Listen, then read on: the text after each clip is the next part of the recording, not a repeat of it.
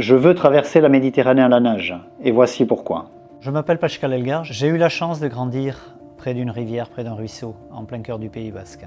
À l'époque, il me suffisait de m'allonger au bord du ruisseau pour observer cette profusion de vie. Mais j'ai assisté à un puissant changement. À partir des années 70, avec l'apparition des premiers lisiers, des engrais chimiques, on a vu progressivement disparaître toute forme de vie dans les ruisseaux et les rivières. Et aujourd'hui, combien d'enfants s'allongent encore sur le bord d'une rivière ou d'un ruisseau? J'ai vu les hommes jeter tant de choses dans une rivière. Carcasses d'animaux, voitures, poubelles, machines à laver. Comme on tire une chasse d'eau pour se débarrasser de ce qu'on ne veut pas voir. La vision de ce sinistre tableau est à peine supportable et semble inscrite comme une fatalité. Dans cette abomination, l'océan est devenu le dernier maillon de la chaîne. Il a reçu tout ce que nous avons rejeté, pollution physique mais aussi chimique. Mais c'est aussi le premier maillon de la chaîne, celui de notre vie, et on le met en danger. Empoisonnement des sols, raréfaction des précipitations, disparition des zones humides. Autant de catastrophes qui ont un impact direct sur les populations animales et humaines. Et ça n'arrive pas qu'aux autres. Pour preuve, la sécheresse qui a frappé la France en cet été caniculaire 2022.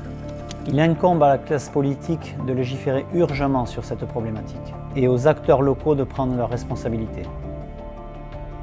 La prise de conscience des enjeux environnementaux n'a jamais été aussi partagée à un niveau planétaire.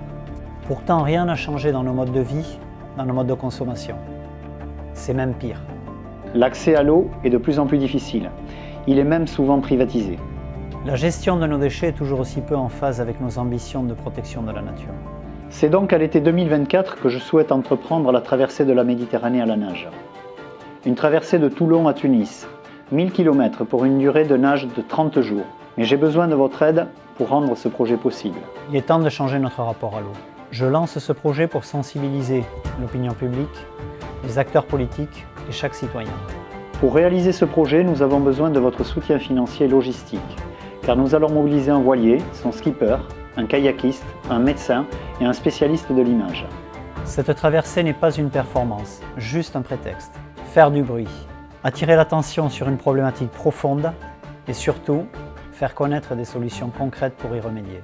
Ne dit-on pas que les petits ruisseaux font les grandes rivières? Si je peux traverser la Méditerranée à la nage par de petits efforts, on peut certainement changer le cours des choses par des petites actions de tous les jours. Par ce projet, nous voulons donner la parole à celles et ceux qui veulent améliorer la situation et mettre en avant de nombreuses initiatives cohérentes et novatrices.